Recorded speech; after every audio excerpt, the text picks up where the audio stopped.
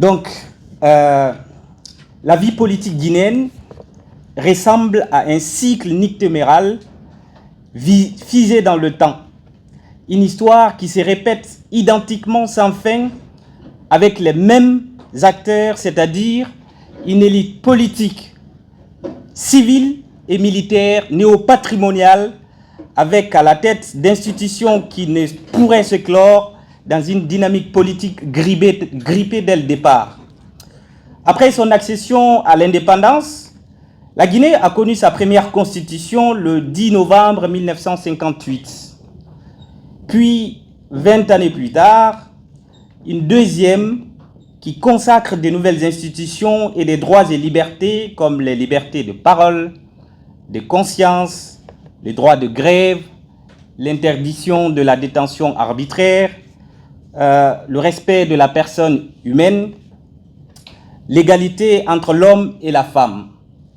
Mais malgré, à l'instar de la première constitution, la nouvelle n'a pas d'impact concret pour les citoyens en ce qui concerne le respect des droits et libertés fondamentaux, puisque les arrestations arbitraires et des jugements extrajudiciaires jalonneront le premier régime jusqu'à sa chute. Arrivé à la faveur d'un coup d'État militaire le 3 avril 1984, une junte militaire prend les rênes du pays. L'ordre constitutionnel est rompu, un pouvoir de transition voit le jour, promettant le triptyque liberté, ordre économique et unité nationale après 26 ans de totalitarisme.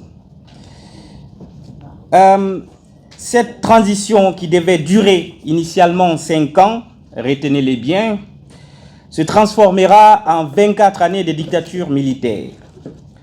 Contrairement à la perception de l'opinion de l'époque, là aussi retenez-les bien, il n'y aura guère eu de changement de paradigme. Les nouveaux dirigeants n'étaient que les successeurs idéologiques des premiers, mais cette fois-ci avec une tenue militaire. Chers camarades, sur le plan institutionnel, la loi fondamentale adoptée par voie référendaire le 23 décembre 1991, constitutionnalisant le multipartisme en rupture avec le parti unique, ne débouchera sur aucune alternance politique. Derrière la normalité apparente des textes constitutionnels en Guinée, se cache en réalité une réalité déphasée. Le juge Kéba Mbaye affirmait à ce propos que dans les pays d'Afrique, la passivité est plutôt la règle, la majorité de la population vit dans la crainte de l'État et en dehors de l'État.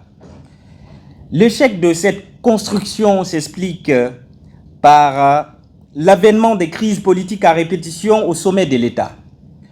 Le renversement de l'ordre constitutionnel établi entraîne de graves violations des droits humains et des atteintes au fonctionnement normal des institutions.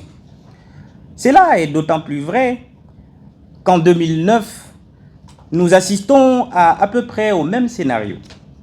Après la prise du pouvoir par une nouvelle junte, un massacre est perpétré contre les populations civiles le 28 septembre 2009 de la même date. Et ironie du sort, ce procès est actuellement en cours en République de Guinée. Malgré ces douloureux événements, les Guinéens pensaient avoir fini avec les régimes autocratiques après l'élection à la magistrature suprême d'un président civil en 2010. Mais là encore, c'est la tenue du locataire qui a changé.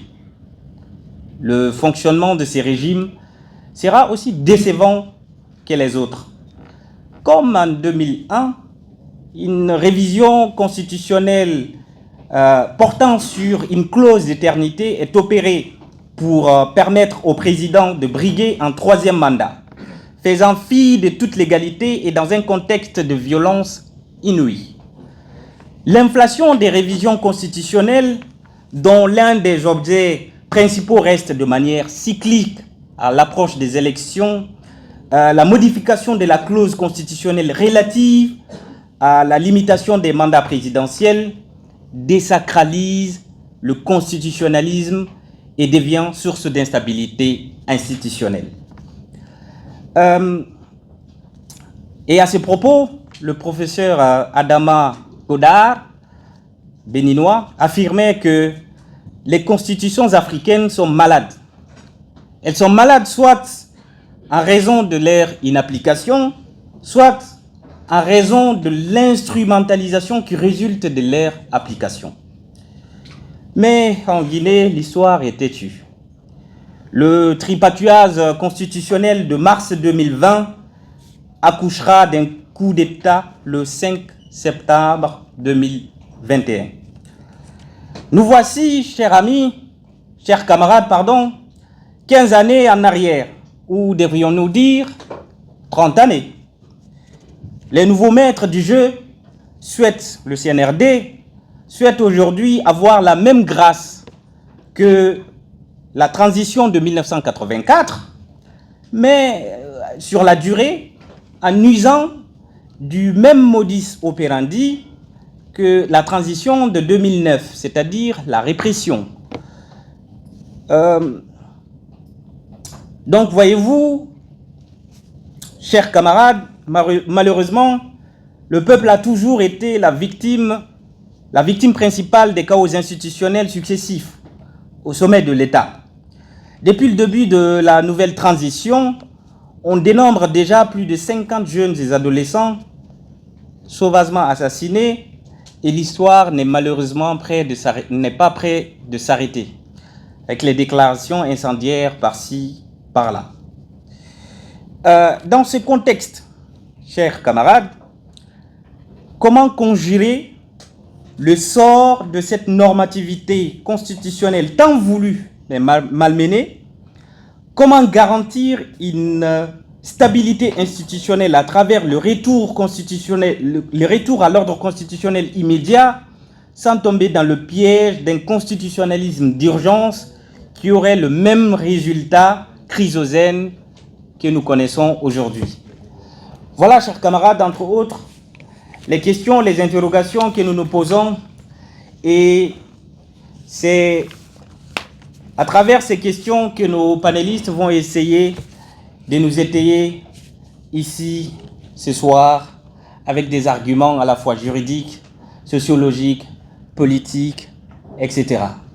Donc on va écouter notre premier intervenant, M. Guy Lavogui, sur les enjeux du retour à l'ordre constitutionnel.